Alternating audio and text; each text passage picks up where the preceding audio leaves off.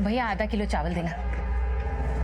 जी हमारा जान तो हलक में अटका हुआ है। जी में आता है कि हम उड़ जाएं कहीं। पति का पिंजरा तोड़कर उड़ जाओगी ना तो भी सांसें नहीं ले पाओगी। ये दुनिया भेड़ियों से भरी पड़ी है।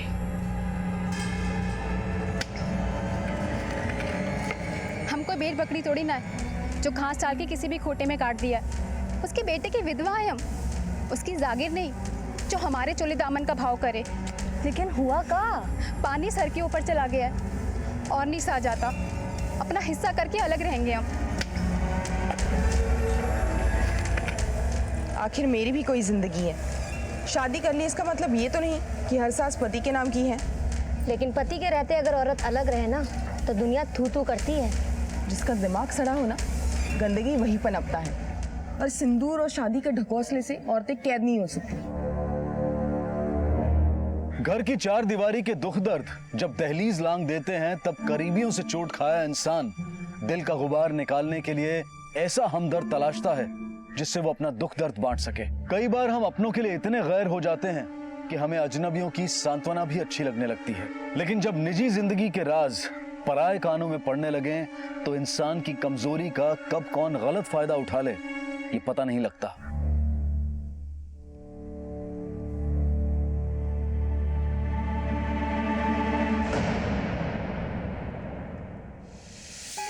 क्या नाम बताया तुम्हारी बीवी का?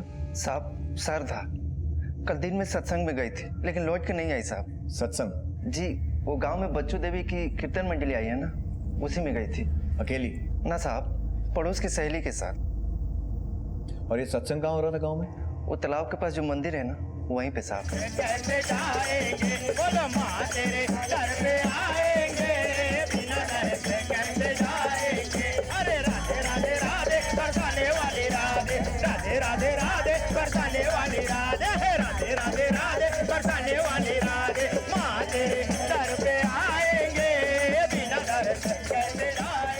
क्या हुआ, तबीयत ठीक नहीं है क्या? हाँ जीजी, थोड़ा चक्कर आ रहा है। देखो अभी प्रसाद बांटने वाले हैं, प्रसाद लेकर ही चलेंगे। हाँ जीजी हम घर जाते हैं, हमारी तबीयत थोड़ी ठीक नहीं लग रही। ठीक है, संभल के जाना। हाँ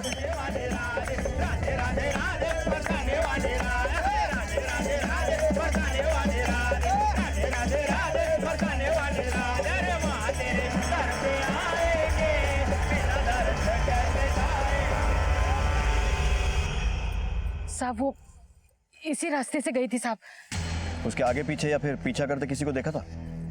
इतना तो ध्यान नहीं दिया, लेकिन ये रास्ता बहुत सुनसान है। उसने गहने जेवर पहन रखे थे। एक काम करो सर, यहाँ से लेकर श्रद्धा के घर तक का जो भी रास्ता है और आसपास का पूरा इलाका छानबीन करो। अगर ये लूट खसोट का मामला है तो कोई ना कोई सुराग तो मिलेगा। ठीक है साहब हमको ये लूटपाट का चक्कर नहीं लग रहा है। मतलब?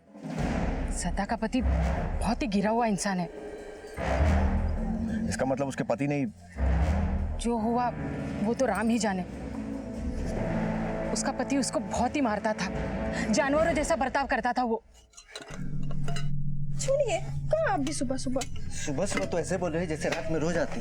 हाँ रुक, ये रोज रोज नहीं चलेगा, समझी? हाँ चल। छोड़िए हमें, हमारी चालीसा टूट जाएगी। हमको मना की ना तो तुम्हारे हाथ पर सब टूट जाएगा, समझी? छोड़िए, बहुत हुआ। हम नहीं सहेंगे आपकी जबरदस्ती। हम पे चिल्लाएगी साली, हम पे चिल्लाएगी,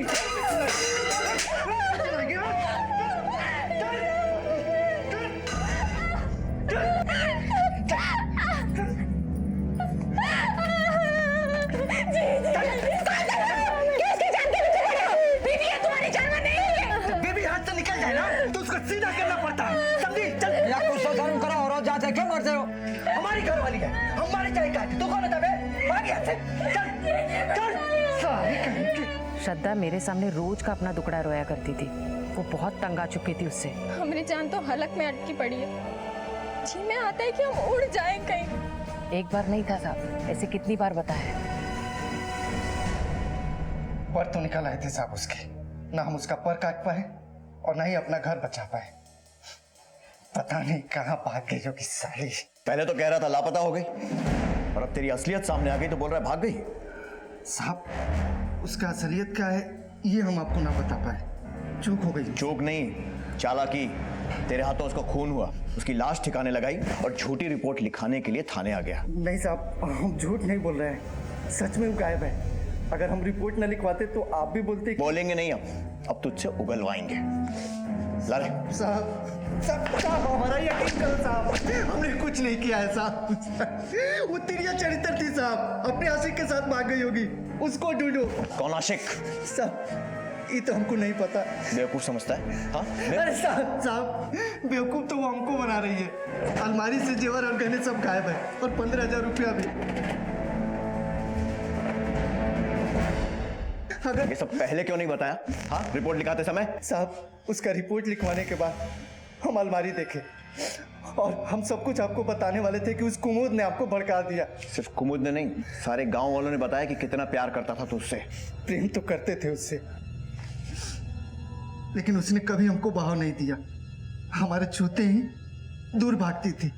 अब आप ही बताओ साहब, कोई बीवी अपने पति से दूर भागे तो उसका क्या मतलब निकालोगे आप? सर, मैंने मंदिर से श्रद्धा के घर तक पूरे रास्ते की छानबीन की, लेकिन कुछ ऐसा हाथ नहीं लगा जिससे यह साबित हो सके कि उसके साथ लूट खसोट हुई है। और सर, रास्ते में जितने घर पड़ते थे मैंने वहां पर भी पूछताछ की, लेकिन किसी ने श्रद्धा को या फिर किसी संदिग्ध को नहीं देखा। अमर का कहना है कि श्रद्धा का किसी के साथ चक्कर चल रहा था। अब वो सच बोल रहा है या झूठ, इस बात को कंफर्म करना भी जरूरी है। एक काम करो सर, श्रद्धा के साथ साथ अमर के कॉल रिकॉर्ड्स भी निकलवाओ। लगाओ, अच्छे से लगाओ, साफ करो पूरा। क्या बात है भाई, अभी तक साजवाज नहीं सजे? 2 मिनट में कर देता हूँ भैया। अरे कहाँ 2 मिनट में कर दोगे? है अभी तक घुंघरू और श्रृंगार नहीं आया हमारा। कहाँ है घुंघरू? हाँ वो इरे भैया घुंघरू। देखो ये गुड्डा गुड़िया का खेल नहीं है। हाँ, गंभीरता से काम करो। हाँ, जल्दी सजाओ जल्दी। हाँ भैया। समझ बेटा, यहाँ से कीर्तन के बाद हम तुमको लेके... पापा मम्मी कहाँ? वहाँ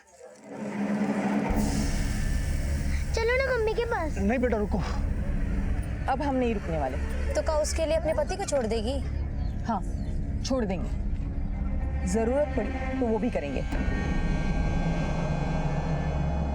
बेटा तुम तो पापा की सबसे अच्छी बेटी हो ना। अच्छा ये बताओ, तुमने अपनी गुड़िया को फ्रॉक पहना ही नहीं वाली जो लिया कर दिए थे हम?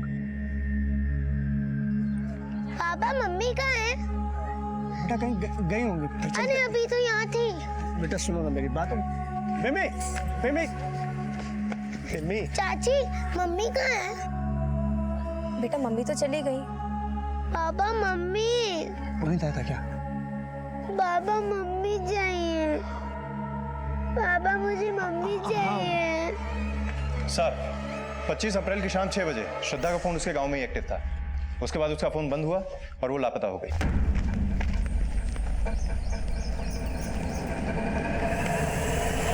कॉल रिकॉर्ड्स में ऐसा कोई नंबर जिससे उसके अफेयर का कोई क्लू मिले? नहीं सर, श्रद्धा के फोन से बहुत कम कॉल्स होते थे। लास्ट आउटगोइंग कॉल भी 3 अप्रैल को थी, तब उसने जानदा के किसी क्लिनिक में फोन किया था और इनकमिंग कॉल भी उसके पति और उसके सहेली कुमुद के ही नाम से है। कुमुद ने बताया था कि उस दिन श्रद्धा की तबीयत ठीक नहीं थी, शायद इसलिए उसने... नहीं सर, श्रद्धा के फोन लोकेशन के हिसाब से वो जानदा नहीं गई थी, उसके साथ कुछ और ही साजिश हुई है। सर, मैंने उसके पति का फोन लोकेशन चेक किया है। जिस दिन श्रद्धा गायब हुई उस दिन उसके पति का फोन लोकेशन बिजनौर था और उसकी बात अक्सर बिजनौर के किसी गोविंद से होती रहती थी। ये गोविंद कौन है? साहब हमने क्या किया है, आप कुछ पता क्यों नहीं रहे? गोविंद से बहुत बोलचाल है तेरी? बस दोस्ती। अच्छा, तो अब अपराधियों से भी दोस्ती होने लगी तेरी? नहीं साहब। बता। नहीं साहब। क्या कांड किया उसके साथ? बोल। ऐसा कुछ नहीं है साहब, ऐसा कुछ नहीं है साहब। बोल। साहब मुझ पर यकीन करो साहब, मैं तो सिर्फ अमर के लिए जुगाड़ करता था साहब, उसके अलावा मेरी उससे कोई बातचीत नहीं थी साहब। 3 बार जेल जाने के बाद भी दल्लागिरी गई नहीं तेरी? अरे साहब मैंने कुछ भी नहीं किया साहब। अरे साहब मैं गरीब आदमी हूँ साहब। चुपचाप बता कि श्रद्धा कहाँ है। आप गलत सोच रहे हैं, हम अपने बीवी को थोड़े ना बेचेंगे। क्यों? अपना जमीर तो बेच चुका है, शादीशुदा होते हुए भी वैश्याओं के साथ सोता है। साहब वो हमको हाथ भी नहीं लगाने देती थी, इसलिए भटक गया था। लेकिन साहब ना हम उसको मारे हैं और ना ही बेचे हैं। जब तक सच ना उगले मारते रहो।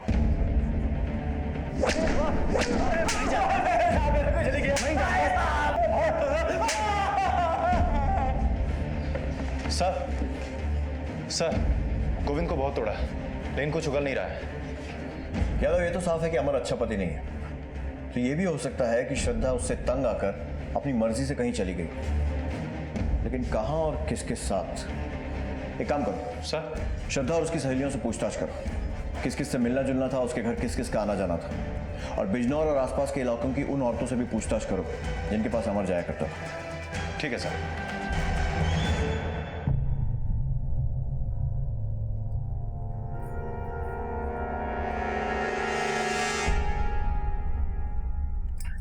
रानी, ये कपड़े गहने क्यों पहन रखे हैं? विधवा है तो विधवा, कोई देख लेगा तो? क्या एक विधवा बंद कमरे में अपना अतीत भी याद नहीं कर सकती?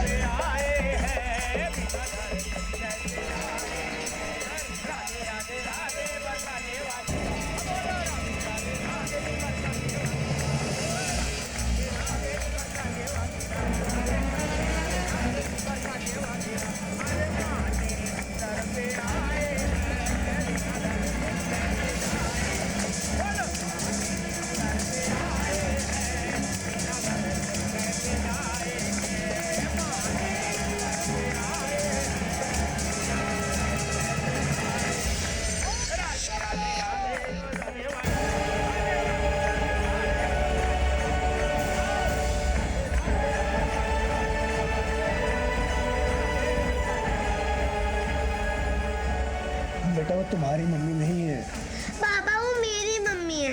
प्लीज पापा मम्मी को ला दो ना। बेटा पापा की मम्मी आ गई बेटा। मम्मी रोना नहीं बेटा, अब तुम्हारी मम्मी हमेशा तुम्हारे साथ रहेगी।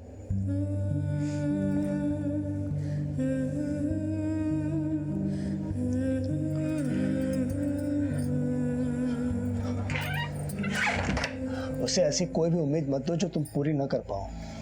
उम्मीद तो विमी ने दी है मुझे, एक नई जिंदगी की। लेकिन तुम्हारी जिंदगी में पुनीत है नहीं था, अब हम उसे छोड़कर यहाँ आए हैं। मंगला वो अब भी तुम्हारा पति है। तो डिवोर्स दे देंगे उसे और फिर तुम्हारे साथ।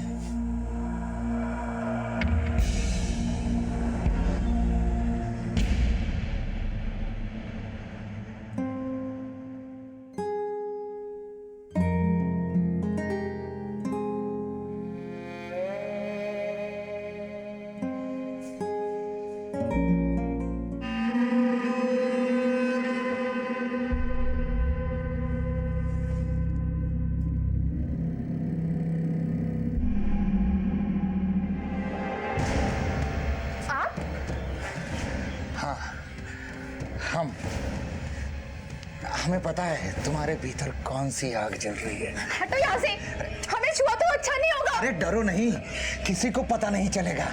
अरे देखो हम बिन पत्नी के, तुम बिन पति की है, 4 दीवारों के भीतर। अरे सबके अरमान ठंडे हो जाएंगे। शर्म नहीं आती तुझे? छी! अरे काहे की शर्म है? सबको बांटती और हमें डांटती है।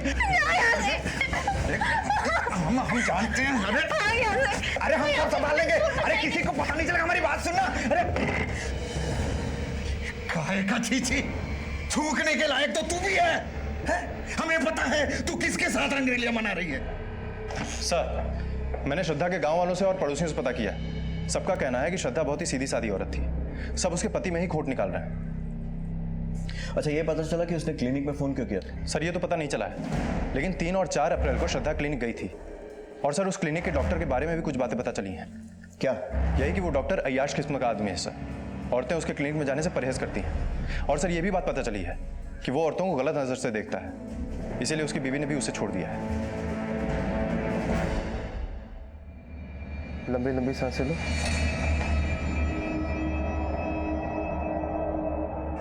और लंबी सांसें लो।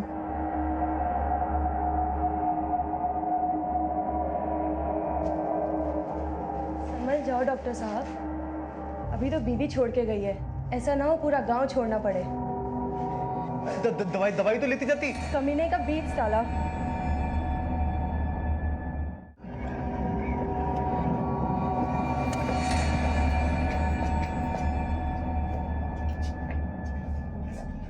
हाँ सर, श्रद्धा मेरे पास इलाज के लिए आई थी।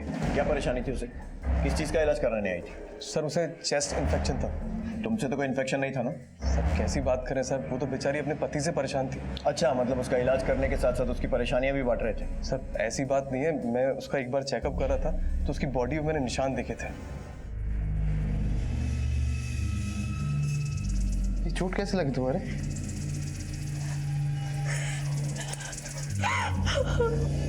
उसने रो रो के अपना दुख मुझसे बांट लिया। बहुत घुटी घुटी रहती थी, इसी वजह से मेरी दवाई काम नहीं कर रही थी।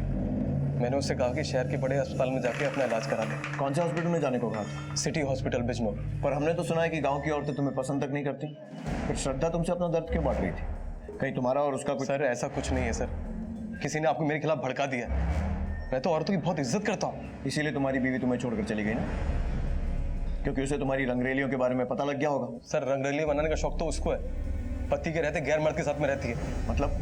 सर एक जैन थे गाँव में, उसने उसको मेरे खिलाफ भड़का दिया, अब उसके साथ में रहती है। जैन कौन है? मंगला उसे अपना शुभ चिंतक मानती है। सर जैसा वो दिखता है ना, वो वैसा है नहीं। पता करो कि ये श्रद्धा सिटी हॉस्पिटल के अलावा उस जैन से मिलने गई थी क्या? और ये भी कि पुनीत की बीवी उसे छोड़कर इस जैन के साथ क्यों रह रही है? ठीक है सर।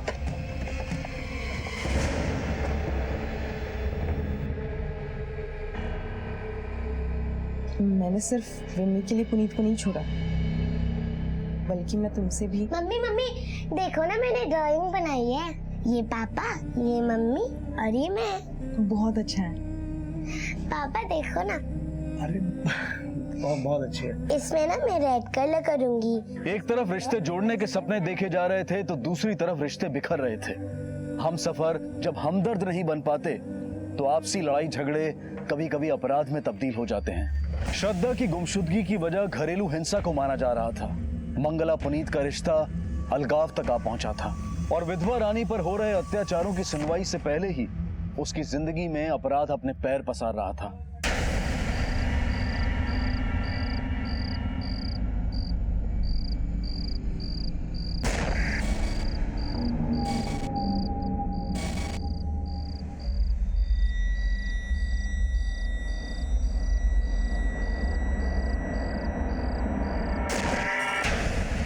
सर श्रद्धा सिटी हॉस्पिटल में अपना इलाज करवा रही थी, लेकिन उसे चेस्ट इन्फेक्शन नहीं था सर, बल्कि वो HIV पॉजिटिव थी। क्या? Yes sir. अमर के बहुत सारी प्रोस्टिट्यूट्स के साथ रिश्ते थे। हो सकता है श्रद्धा के HIV पॉजिटिव होने की वजह अमर ही हो। चल चलो। कहाँ सर? चल बैठ इधर, निकाल लो। कहाँ निकाल लो साहब? बात क्या है? तुम्हारा खून निकालना है। खून? लेकिन क्या है? तुम्हारी बीवी HIV पॉजिटिव थी। क्या? अमर का भी यही कहना है कि श्रद्धा उससे दूर भागती थी और उसे यह भी शक था कि उसके किसी दूसरे आदमी के साथ संबंध है। अब अगर इस एंगल को सही माना जाए तो वो दूसरा आदमी पुनीत नहीं तो और कौन हो सकता है? सर मैंने जैन के बारे में पता किया है, वो जानदा में ही अपने 9 साल की बेटी के साथ रहता है। उसका नाम है विमी।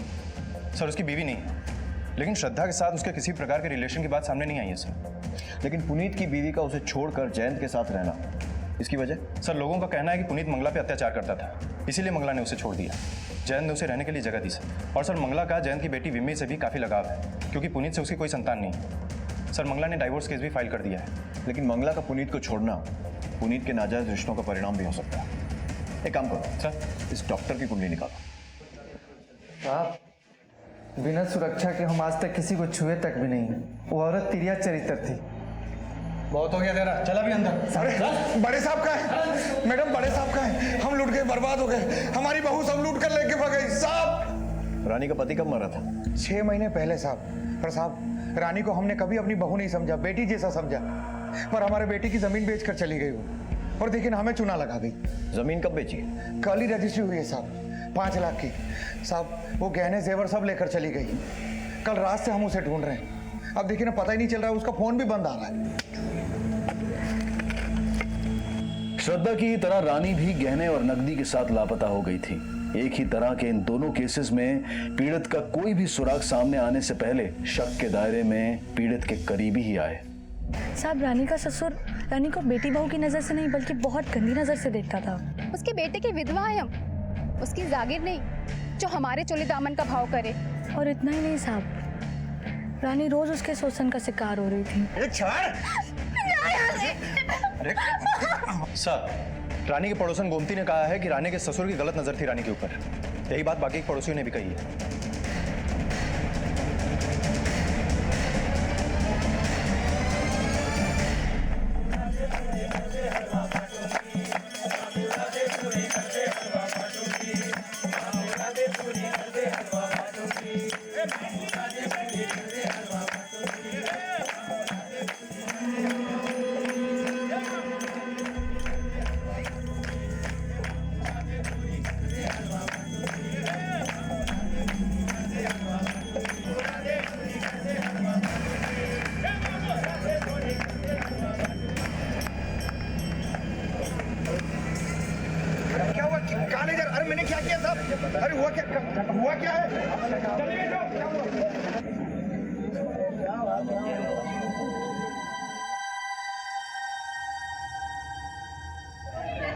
अरे चलो, गोया पेड़ बबूल का तो आम कहाँ से खाए। जैसा उसने किया है वो सब उसके सामने आ गया है, समझ गए। नारी देवी का रूप होती है, उसका सम्मान करो। उसके साथ बुरा करने वाले नरक में सड़ते हैं। अभी तुम सब लोग सत्संग करो, चलो भजन गाओ। माँ तेरे दर पे आए हैं।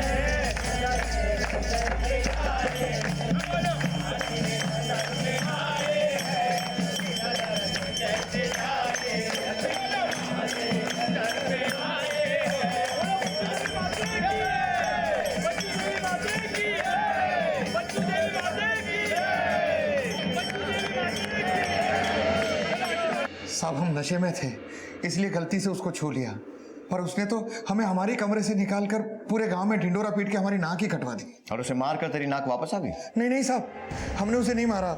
हमारा विश्वास कीजिए, हमने नहीं मारा उसे। सिर्फ मारा ही नहीं, बल्कि जमीन के 5 लाख और उसके जेवर भी छुपा दिए। बोल कहाँ है? अरे नहीं साहब, हमने ऐसा कुछ नहीं किया है। वो बड़ी चंट औरत है, अपने यार के साथ भाग गई। कहानी बना रहा है? हम सच कह रहे हैं साहब। वो विधवा थी लेकिन सुहागन बनने के सपने देखती थी।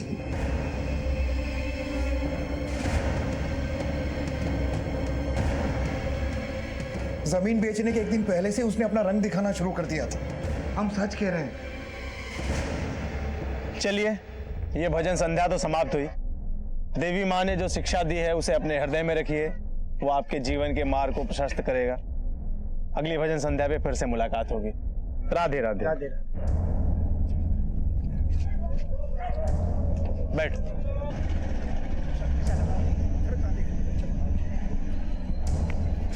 घर चल। तुम शायद भूल रहे हो, हम पे अपना हक खो चुके थे। तेरा मैं अभी भी पति हूं, तो ये तलाक नहीं दिया मैंने। और सुन, मेरी पत्नी तो हो नहीं पाई, ये तेरी भी नहीं होने दूंगा।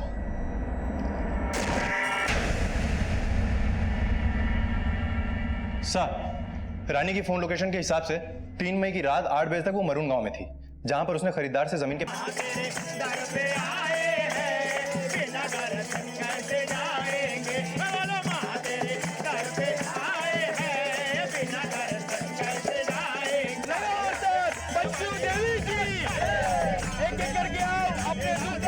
को बताओ, माता सबकी सुनेगी। ऐसा तो नहीं कि मंडली वाले लोगों की मजबूरियां जानकर उन्हें किसी पूजा पाठ या कर्मकांड के लिए टारगेट करते हैं? हो सकता है सर, क्योंकि रानी, मंगला और श्रद्धा, इन तीनों के जीवन में दुख था, और अक्सर ये तीनों अपना दुख बांटते थे अपने आस पड़ोस वालों के साथ और अपने सहेलियों के साथ। इनके साथ भी जरूर बांटा होगा। एक काम करो, इस बच्चू देवी की हिस्ट्री निकालो, और जैसे इसकी नौटंकी खत्म होती है इसे थाने लेकर आओ। ठीक है सर। क्या हो रहा है ये सब? देखिए दरोगा बाबू, हमको चंड मुंड रखते बीज ना समझो, हम श्राप दे देंगे। श्राप वाप छोड़िए बाबा जी और बैठ जाइए चुपचाप। बैठिए। दरोगा बाबू, क्या हो रहा है सब? हमने कहा किया है जो हमको ही पकड़ के यहाँ लाए हैं? दरअसल बाबा जी एक समस्या है जो आपसे हल करवानी है। इन औरतों की फोटो देख रहे हैं, इनकी हत्या की गुत्थी नहीं सुलझ रही है। अब आप तो प्रतापी हैं, जरा देखकर बताइए कि किसने इन्हें मार के इनका सोना जेवर लूट लिया है।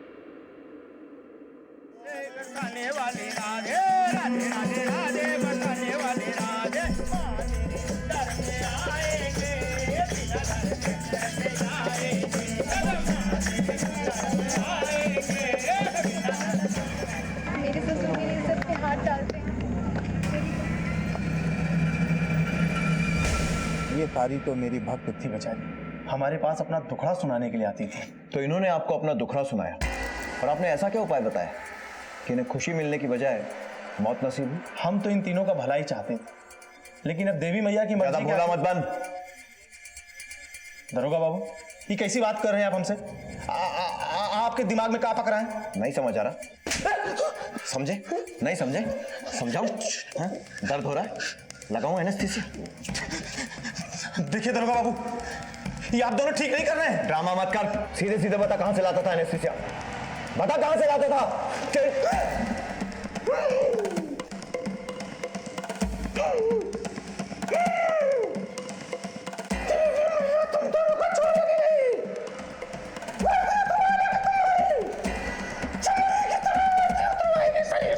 चमड़ी उधड़ उसकी, तब मुंह खोलेगा ये।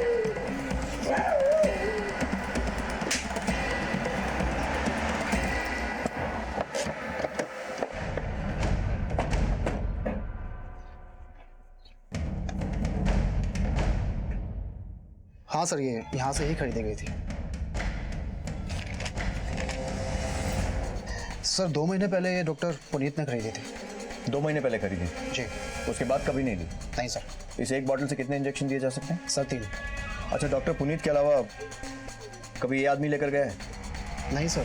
सर वैसे भी एनेस्थीसिया सिर्फ सर्टिफाइड डॉक्टर्स, क्लिनिक्स और हॉस्पिटल के लिखे प्रिस्क्रिप्शन पे ही बेची जाती है। लेकिन हाँ सर, एक सप्लायर है जो इलीगली बॉटल्स को बेचता है। कौन है वो?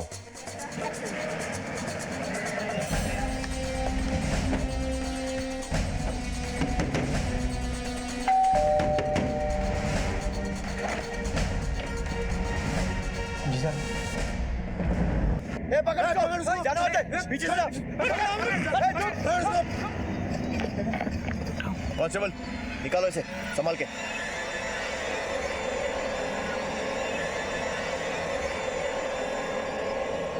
बहुत शातिर समझता था अपने आप को। जिस एनेस्थीसिया से तू लोगों का शिकार करता था, उसी ने तुझे फंसाया। इन फोन से हमें तेरी लोकेशन मिली और बाकी कहानी तू खुद बताएगा। हमारा काम ऐसी औरतों को तलाशना था जो आसानी से हमारे छलावे में आ जाए। बच्चू देवी की मंडली में हमारा उठना बैठना था तो लोगों को लगता था कि हमारा उनसे बहुत अच्छा परिचय है।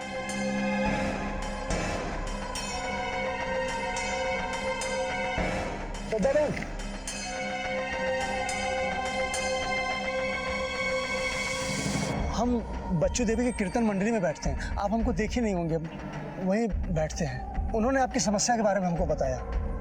देखिए, आप हिम्मत मत हारिए, उन्होंने इससे पहले भी बहुत लोगों को ठीक किया है। हमें क्या करना होगा? कुछ नहीं, बस 16 श्रृंगार करके आना होगा, जैसे नई नवेली दुल्हन, शादी का जोड़ा, गहने जेवर। आप एक काम करिएगा, आप हमको यहाँ मिल जाइएगा, आगे का विधि विधान हम समझा देंगे। देखिए, आप घबराइए नहीं, आप बिल्कुल ठीक हो जाएंगे। हमारे कहने पर अगले दिन श्रद्धा अपना सारा गहना जेवर पहनकर मंडली आई। उसके बाद उस जगह पर भी आई जहां हमने उसको बुलाया था। बस हमने भी मौका देखते उसको इंजेक्शन लगा दी। इंजेक्शन लगने के बाद वो बेहोश हो गई। हमने उसका सारा गहना जेवर निकाला, उसको ले जाकर गड्ढे में दफना दिया। रानी को हमने ही सलाह दिया था कि अपना ससुर से अलग हो जाए। हमारे ही कहने पर उसने अपनी ज़मीन बेची और पैसा लेकर जब गांव जा रही थी तो हमने उसके साथ वही किया जो श्रद्धा के साथ किया। मंगला को क्यों मारा? उससे तो शादी करने वाला था ना? इसीलिए तो मार दिया। शादी करना चाहती थी हमसे। हमको शादी से नफरत है, और ऐसी औरत से भी जिनको शादी के अलावा कुछ और सोचता ही नहीं। इसीलिए तो विम्मी की माँ को भी मार दिया था हमने। राधा नाम था। 4 साल पहले कानपुर में मर्डर किया था उसका। पेंडिंग केस है, आपको मिल जाएगा।